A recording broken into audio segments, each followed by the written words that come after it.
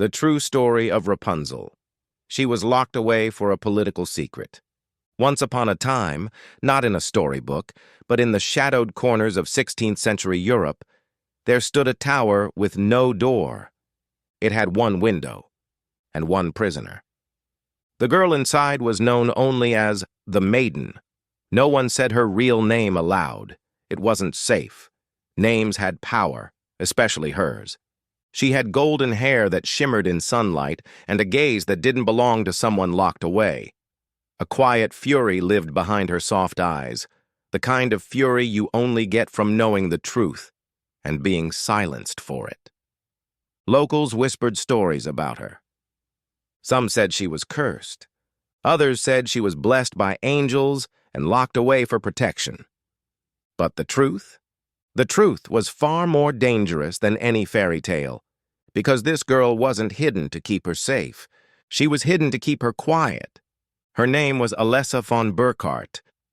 She was the illegitimate daughter of a nobleman, a powerful duke with lands stretching across what is now southern Germany. Her father, Duke Alaric, was known for his cruelty, his hunger for influence, and his obsession with legacy. He had 3 sons, all disappointments in their own right. But when he looked at Alessa, born to a woman beneath his station, a maid with a mind too sharp for her place, he saw something different. Not love, not family, but leverage. The problem was, Alessa had her mother's spirit. She refused to be a pawn. Even as a child, she challenged tutors, questioned priests, outwitted scholars. Her intelligence was a threat. Her beauty was undeniable, and by the time she was 13, she had begun to write letters, dangerous ones. Letters that spoke of the Duke's corruption, his secret dealings, his backroom pacts with foreign powers, his treachery. She never mailed them. But someone found them, her stepmother. And the Duke made a decision. A fortress was repurposed. An old watchtower in the northern woods, long abandoned, was rebuilt with brick and mortar, lined with iron and stripped of doors. A single window was left open at the top, facing no road, no town, just wilderness. No one could hear screams out there. No one would find a girl locked away. She was told it was for her own good, that people were after her, that she needed protection. But Alessa wasn't a child anymore. She knew what silence meant. She knew what secrets cost. She was only 16 when she was taken there, without a goodbye, without a trial, without even the chance to fight back. And from that day forward, history forgot her, or tried to, because someone, somewhere, didn't. Years passed. Stories shifted. No one mentioned the von Burkhardt girl by name. But villagers spoke of a maiden in the tower, of long hair visible from the window, of a soft voice singing songs at night when the wind was right. They gave her a new name, Rapunzel. Not because it was her name, but because that was the herb the midwives planted around the base of the tower.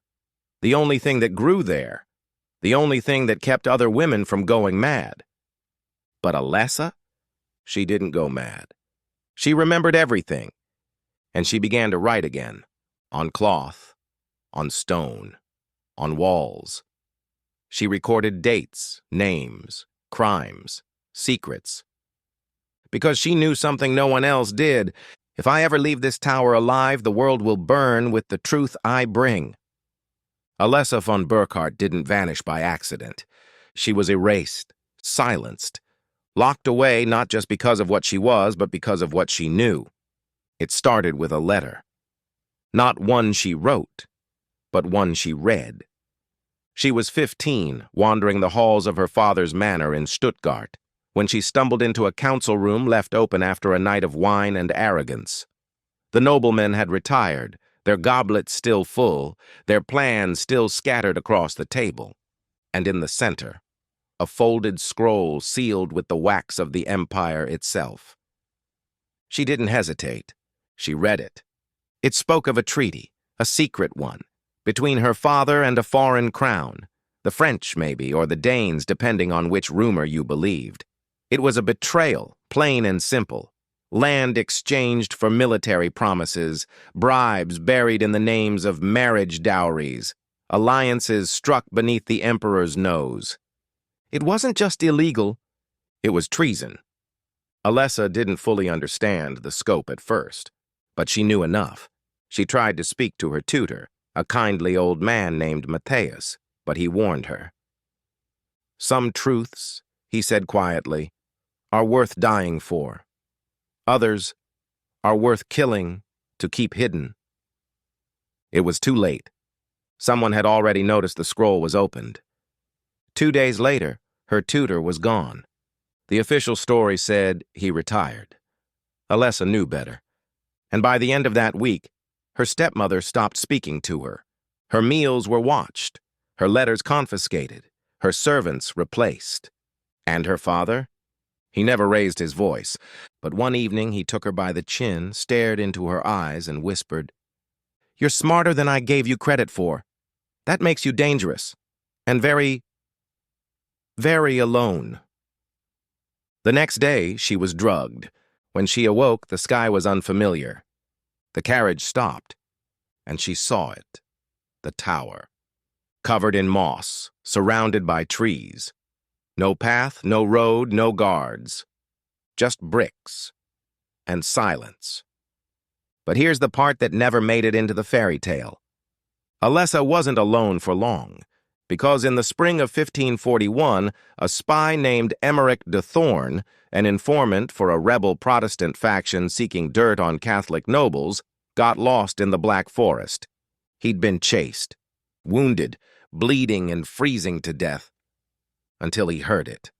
A voice, soft, high, almost unreal, singing something old, not Latin, not French, something native, familiar, comforting.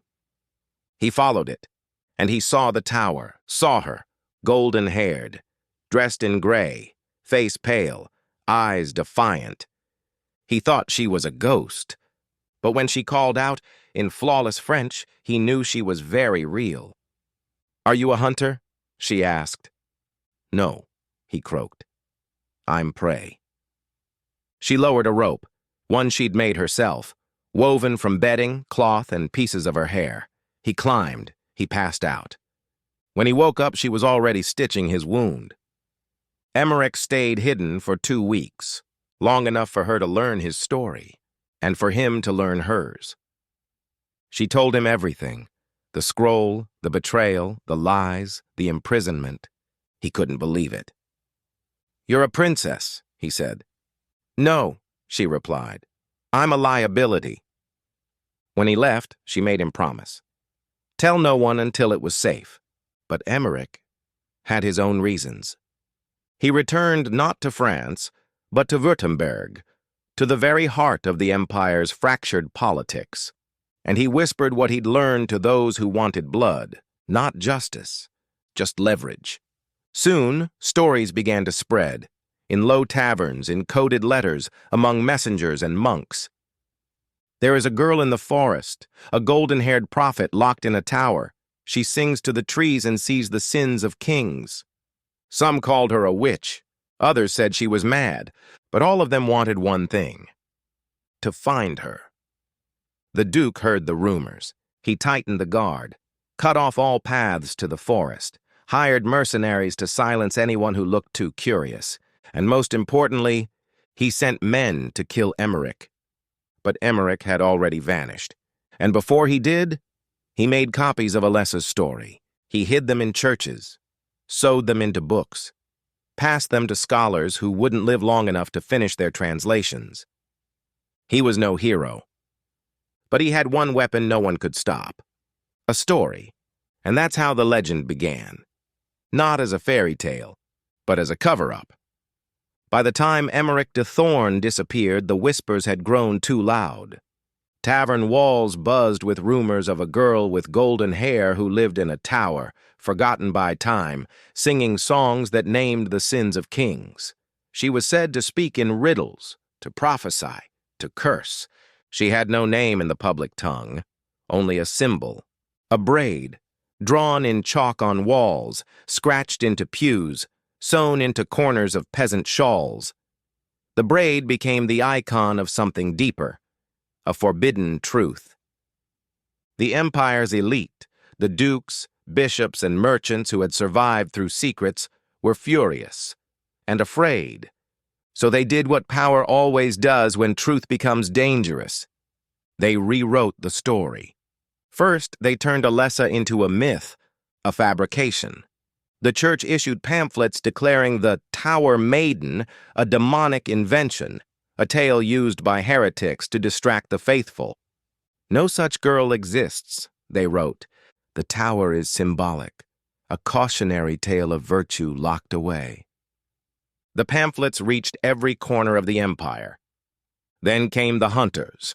One cold morning in autumn, 6 riders rode into the Black Forest, paid by the Burkhardt estate, ordered to find the tower and destroy anything inside. They did find it, but not as they expected. The tower had been abandoned, its single window shattered, the room stripped. Alessa was gone. All that remained was a cloth bundle in the corner, tied with a silver braid. Inside, scraps of parchment, dozens of them, writings, names, dates, a record of what the Duke had done, and one sentence, repeated over and over, "I will not be a story they control."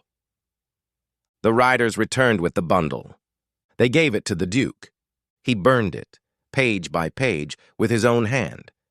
Then he collapsed, and within the week, he was dead. Some say grief took him. Others say guilt. But those who still whispered her name believed something else. She found a way out, and she cursed him from afar. The church refused to speak of the tower again, but in secret, their scribes began rewriting the story, not to preserve it, but to contain it.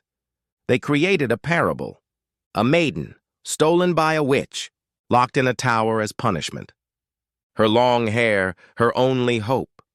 A prince climbs it. They fall in love. The witch casts them down. But love wins. A safe story. A digestible one. No scandal, no treason, no real names. But they couldn't erase the symbols. The tower, the hair, the girl. The story clung to culture like ivy on stone. Artists painted it. Poets reimagined it. Mothers told it to daughters, not as truth, but as warning. And every few generations someone would ask, "Was she real?" And someone else would say, "Yes, but don't go looking for her." In the quiet corners of Europe, rebel historians, the kind who valued hidden truths over noble lies, began piecing together the fragments. Letters smuggled from the French border, a monk's diary mentioning a singing girl with golden hair and sharper wit than any man. A gravestone in an unmarked forest glade with the initials AVB and the word Libera, freed. They followed the trail, and they found something chilling. The story of Rapunzel appeared in written form within 20 years of Alessa's disappearance. Too soon, too convenient, too distorted. But beneath the fantasy was a scream, muffled, but never silenced. And somewhere, perhaps in a ruin long lost to moss and memory, the truth still lingers. A girl locked away not by a witch, but by men in robes and crowns. A girl who saw power for what it really was, and refused to let them bury her alive. They thought she was dead. They wanted her to be. A tower left in ruins, a duke in the ground. A legend rebranded for bedtime. But legends have teeth, and Alessa von Burkhardt wasn't gone. She was waiting. A year after the Duke's death, strange things began to happen across the empire. A baron's son in Ulm was found poisoned. His final diary entry contained a single line. The girl in the tower was real. A bishop in Augsburg died in a fire. 2 witnesses claimed they saw a woman in a gray cloak walking calmly from the scene, her hair hidden beneath a white scarf. And in Nuremberg, a merchant was arrested for selling forbidden parchment. It was a copy of Alessa's writings, one of Emmerich's hidden caches. The words were now evidence of treason, of bloodlines, of a history that had claws. But the most chilling moment came during a noble banquet in Würzburg. An anonymous gift was placed on the high table, a long box wrapped in silk. Inside, a severed braid, wrapped around a scroll. The scroll read, "You buried me in stone. I learned to use the walls." From there, the empire began to rot from the inside, because people started asking questions. Why had the Duke died so suddenly? Why were so many heretics only accused after speaking of the girl in the tower?